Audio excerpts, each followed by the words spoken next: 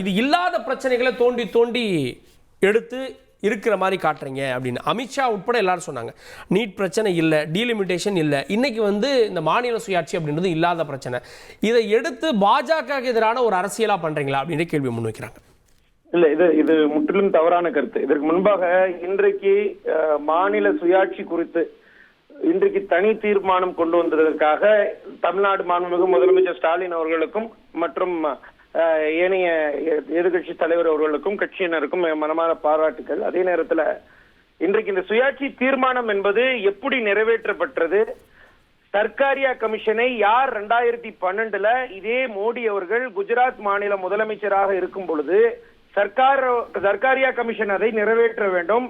அதை தாண்டி பூஞ்சி கமிஷன், அதாவது மதன் மோகன் பூஞ்சி கமிஷன் அதை நிறைவேற்ற வேண்டும். காரணம், ஆளுநர்கள் எக்காரணத்தை கொண்டும் அரசியல்வாதிகளாக இருக்கக்கூடாது என்பது பூஞ்சி கமிஷனுடைய பரிந்துரை. அந்த பரிந்துரையை நிறைவேற்ற வேண்டும் என்று தெல்ல தெளிவாக 2012 மார்ச் 4 சொன்னது இதே மோடி அவர்கள் தான், இதே இந்திய நாட்டுடைய பிரதமர், அன்றைய குஜராத்துடைய முதலமைச்சர். அப்ப நாங்க கேட்கக்கூடிய கேள்வி என்பது, அன்றைக்கு சர்க்காரியா கமிஷன் என்பது சரியாக தோன்றியது, அன்றைக்கு பூஞ்சி கமிஷன் என்பது சரியாக தோன்றியது. 2014 நீங்கள் ஆட்சி கட்டியில் அமர்ந்த பிறகு 3வது முறையாக பிரதமர் என்று மாறுதொல்லிக் கொள்ளும் இன்றைய இருக்கக்கூடிய பிரதமர் நரேந்திர மோடி அவர்கள் ஏன் இதை நிறைவேற்றவில்லை? ஒரு கேள்வி. 2வது கேள்வி, இவங்க பேசும்போது என்ன சொன்னாங்க, இன்றைக்கு தேவையில்லாத விவாதங்கள் குறித்து பேசிட்டு இருக்கிறாங்க, இது தேவையில்லாத விவாதம் அப்படின்லாம் சொன்னாங்க. இதுக்கு முழுக்க முழுக்க அபத்தமான கருத்தாகத்தான் நான் பாக்குறேன். காரணம், சர்க்காரியா கமிஷன் தெள்ள தெளிவாக 247 பரிந்துரைகளை வைத்தது. அதுல 180 பரிந்துரைகளை அன்றைய இரும்பு பெண்மணி அம்மையார் இந்திரா காந்தி அவர்கள், முன்னாள் பாரத பிரதமர் அவர்கள் தெள்ள தெளிவாக நிறைவேற்றம் செய்து, அதுலதான் நம்மளுக்கு தெள்ள தெளிவாக ஒரு பரிந்துரையான வெளி மாநிலத்தை சேர்ந்தவர் தான் நாம் ஆளுநராக பெற முடியும் என்றதை தெள்ள தெளிவாக அதை நிறைவேற்றியது காங்கிரஸ் அரசு. அப்ப இன்றைக்கு நம்ம வெளிமாநிலத்திலிருந்து ஒரு ஆளுநர் வரார் என்றால் அதற்கு முதல் முன்னோட்டமாக இருந்தது காங்கிரஸ் அரசு தான். இதை நம்ம தெள்ள தெளிவாக புரிஞ்சுக்க முடியும். 2வது, கமிஷன் அதிகமான செலவுகள் வருது, கமிஷனை கொடுத்தோம்னா அந்த கமிட்டி அமைச்சோம்னா அதுக்கு அதிகப்படியான செலவுகள் வருது அப்படின்ற கருத்து எடுத்து வச்சிருந்தா, ஏன் பிரதமர் மோடி அவர்கள் 2012 இருக்கும்போது இந்த கமிஷன், அதாவது பூஞ்சி கமிஷனை, அன்றைக்கு என்ன வார்த்தை சொல்றாரு, ஆளுநர்கள் அரசியல்வாதிகளாக இருக்கிறார்கள், அதனால நீங்க பூஞ்சி கமிஷனை நிறைவேற்றணும். பூஞ்சி கமிஷனுடைய பரிந்துரைகளை காங்கிரஸ் நியமிச்ச ஆளுநர்கள் இல்லையா? இல்ல, நான் கேள்வி கேட்பது, நீங்க அந்த ஆளுநர்கள் நியமித்தீங்கல்ல, அன்னைக்கு பூஞ்சி கமிஷனை நிறைவேற்ற சொன்னீங்கல்ல, நீங்க தான் இந்திய நாட்டு பிரதமர் ஆயிட்டீங்களே, ஏன் அந்த பூஞ்சி கமிஷன் பரிந்துரைகளை நிறைவேற்றம் செய்யவில்லை? சர்க்காரியா கமிஷனை நீங்க தானே பரிந்துரை அமலாக்கணும்னு சொன்னீங்க, சட்டம் முன்வடிவா கொண்டு வரணும்னு சொன்னீங்க, அதையும் நீங்க திரும்பி 3 முறை பிரதமராகவும் இன்றைக்கு வரைக்கும் கொண்டு வரவில்லை. அப்ப எங்களுடைய கேள்வி என்பது, அன்றைக்கு முதலமைச்சராக இருக்கும்போது சிட்டிங் சினாரியோ, நீங்கள் முதலமைச்சராக இருக்கும்போது தட்பவெப்பத்துக்கு போல உங்களுக்கு ஆளுநர்கள் குறித்தும் சர்க்காரியா கமிஷனும் பூஞ்சி கமிஷனும் தேவைப்பட்டது.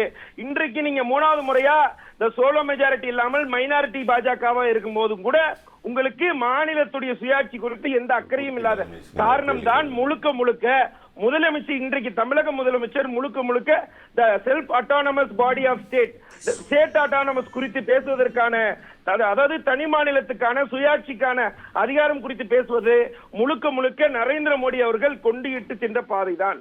அதன் காரணமாகத்தான் இந்த இடம் இப்படி தேவைப்பட்டிருக்கிறது. இதை தாண்டி கமிஷனை நீங்க பேசுறீங்கல்ல, அன்றைக்கு இருந்த முத்தமிழறிஞர் கலைஞர் அவர்கள் ஒவ்வொரு மாநிலத்திலையும் தேசிய கொடி ஏற்றுவதற்காக நேரு அவர்களிடம், முன்னாள் பாரத பிரதமரிடம் கோரிக்கை வைத்தார். அந்த கோரிக்கையை ஏற்றுதான் அந்த தேசிய கொடியை ஒவ்வொரு நம்ம வருடம் தேசிய கொடி ஏற்றுறோம் பாருங்க, அது வரைக்கும் அந்த அந்த நடைமுறைக்கு இல்ல, அந்த வழக்கம் என்பது நடைமுறை இல்லாமல் இருந்தது. அந்த கோரிக்கையை ஏற்றுதான் ஒவ்வொரு முறையும் இந்த வருடம் ஏற்றி வரும். அப்ப நம்ம என்ன கேட்கிறோம், ஒவ்வொரு மாநிலத்துக்குமான சுயாட்சி என்பது தேவைப்படுகிறது. ஸ்டேட் அட்டானமஸ், இது தமிழகம் மட்டும் முன்னெடுத்து சொல்லிட முடியாது. வெஸ்ட் பெங்கால் முன்னெடுத்திருக்கு. வெஸ்ட் பெங்காலை தாண்டி பல மாநிலங்கள், ஏன் இன்றைக்கு இருக்கக்கூடிய இவர்கள் கூட்டணி கட்சியா இருக்கக்கூடிய தெலுங்கு தேசம் வரைக்கும் மாநில சுயாட்சி குழுவு முடிவு எடுத்திருக்கிறது. அதற்கு இவர்கள் ஒரு கமிஷனை கூட சரியா அமைக்காம இன்னைக்கு கமிஷன் அமைத்ததே தவறு என்று சொல்பவர்கள் அன்றைக்கு இதே முதலமைச்சரா இருந்தா கமிஷன் கேட்டாங்க. அதை தான் நாங்க குறையா சொல்றோம். சரி, கேட்போம். முதல் பார்வை திரு எஸ். ஸ்ரீராம், சமீபத்தில் ஆளுநர் வழக்கில் வந்த தீர்ப்பு குடியரசுத் தலைவருக்கே டைம் ஃப்ரேமை ஃபிக்ஸ் பண்ணணும் அப்படின்ற அளவுக்கு பேசும் பொருளானது.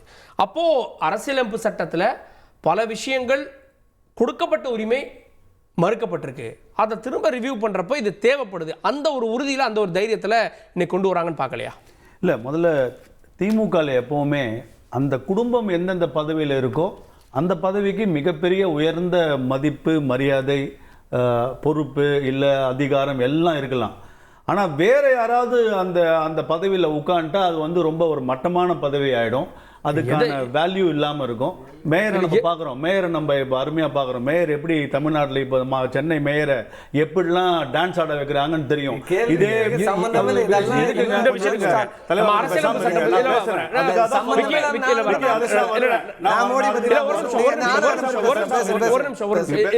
நான் வந்து விஷயத்தோட தான் பேசாமல் இருக்கேன். ஏன்னா யாரோ செய்யற இதுக்கெல்லாம் நாங்க இங்க உட்கார்ந்து டான்ஸ் ஆட முடியாதுன்னு சொன்னது இவரு.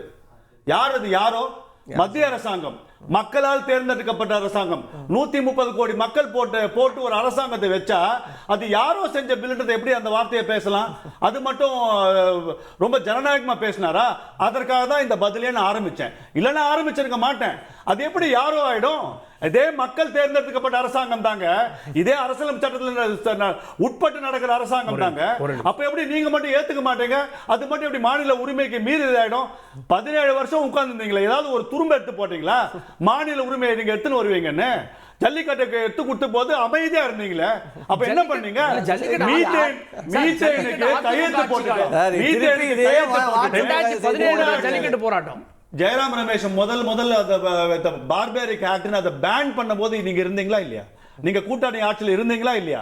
அந்த அரசியல் அந்த கேபினெட்ல இருந்தீங்களா இல்லையா? அன்னைக்கு எங்க போச்சு உங்க மாநில உரிமை? மீத்தேனு கையெழுத்து போட்டீங்க. அதே யூனியன் கேபினெட்ல எதுக்கு கையெழுத்து போட்டேன்னு தெரியாதுன்னு ஒரு துணை முதலமைச்சர் சொல்ற போது நீங்க எதுக்குன்னு நாளைக்கு கூட தான் தமிழ்நாட்டில் ஒரு பகுதியை ஸ்ரீலங்கா கொடுத்துடலான்னு யாராவது பேப்பர் நீட்டுவாங்க. நீங்க கையெழுத்து போட்டு ஓஹோ எங்களுக்கு தெரியாதுன்னு சொல்லுவீங்களா?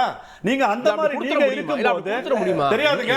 ஏன்னா எங்கேயோ ஒருத்த வேர்ல்ட் கப் வின் பண்ணிட்டு வந்த போது அவனை கூட்டு வந்து எல்லாருக்கும் உட்கார்ந்து அவன் வேர்ல்ட் கப் வின் பண்ணானா இல்லையான்றது நீங்க பண்ணீங்களா இல்லையா? நீங்க இதை பண்ணாலும் பண்ணுவீங்க. அதனால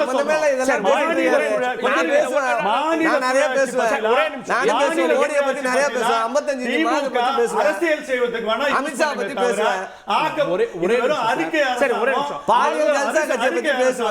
இது வெறும் இந்த சட்டசபையில் ஆனாவுனா எல்லாரையும் கூப்பிட்டு வச்சு ஒரு அறிக்கை ஆளுநர் விவகாரத்தில் இதே குற்றச்சாட்டு சொன்னீங்க. ஆளுநர் பத்தி எடுத்துறாங்கன்னு. ஆளுநரை நீதிமன்றம் என்ன சார் சொல்லியிருக்கு? நீதிமன்றம் வந்து உச்ச நீதிமன்றம் ஒரு கருத்து சொல்லியிருக்கு. என்னுடைய பார்வை உச்ச நீதிமன்றம் மிக கடுமையா விமர்சிச்சிருக்கு சார். மிக கடுமையா பேசலான்றது அது ஒரு பார்வையா இருக்கு. ஒரு விஷயத்துலயும் ஒரு ஓவர் ரீச்சா இருக்கு. இதெல்லாம் ஓவர் ரீச்சா பாப்பீங்க. இது கான்ஸ்டிடியூஷன் படி அது அவங்க they should have drawn that line. ஆளுநர் இது கான்ஸ்டிடியூஷனல் பெஞ்சுக்கு போகணும். இது நிச்சயமாக நீங்க மட்டும் தான் டிடி நாங்க வந்த உடனே அப்படியே கிழிச்சிருவோம். நீங்க ஒரே கையெழுத்து நீங்க தெருவா போய் 60 லட்சம் கையெழுத்து வாங்கி ஒண்ணும் பண்ண முடியல. ஏன்னா உங்களுக்கு தெரியும் உங்களால வந்த கேக்குறது இல்ல. இந்த கமிட்டியால எதுவும் சாதிக்க முடியாது அப்படின்றீங்களா? இந்த கமிட்டிக்கு நோக்கம் இருக்குன்னு பாக்குறேன். இவங்க பண்ற ஒண்ணுதான் ஏதாவது ஒரு கமிட்டியை போட்டு அதை டைமை வேஸ்ட் பண்ணலாமே தவிர இவர்களுடைய அப்பட்டமான ஃபெயிலியர் ஆஃப் திஸ் கவர்மெண்ட் எப்படியாவது மாநில உரிமை என்ற ஒரே ஒற்றை குத்தியை வைத்து தொங்கிக் கொண்டிருப்பார்கள். இந்த வாட்டி அதுக்கும் பிரயோஜனம் இல்லை. செய்திகளை உடனுக்குடன் தெரிந்து கொள்ள உடனே சப்ஸ்கிரைப் பண்ணுங்க.